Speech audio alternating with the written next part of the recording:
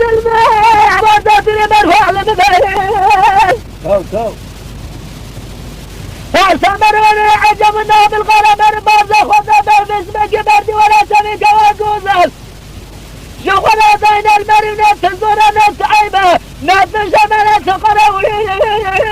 الماء أخونا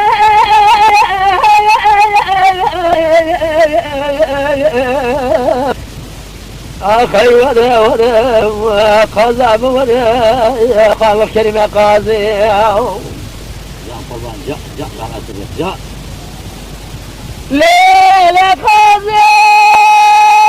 لا محمد سلام ديشان سلام الحالة جان برا جان خدا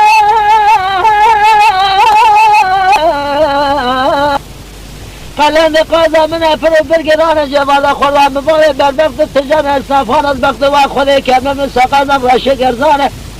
تقسم نساقانم را شگرانه مال متن حال متن قفاقية الدنيا زور زحمت لو مقاش بدل من الرجل الرسوى مكيه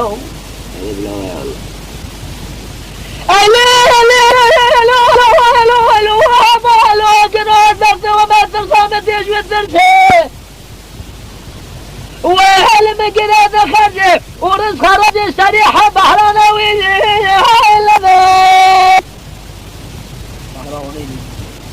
آخر لما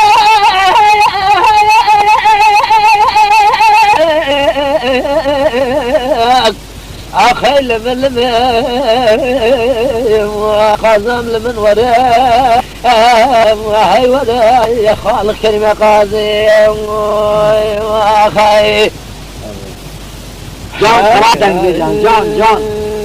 والله تدلي خذ مش شاهد عن بيجان ساعتها تاخذ بالاستديو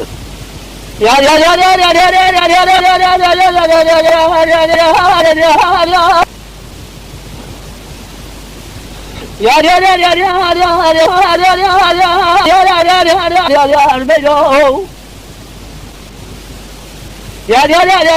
المدام على باب خلافي قالوا يا رسول بشلا ولد صاب من الدياري بلقي خذ خلافي قالي قامن وما يقاتل تلاقد يا شاجد هذي يعني كيف من أزل أو خابز الفاري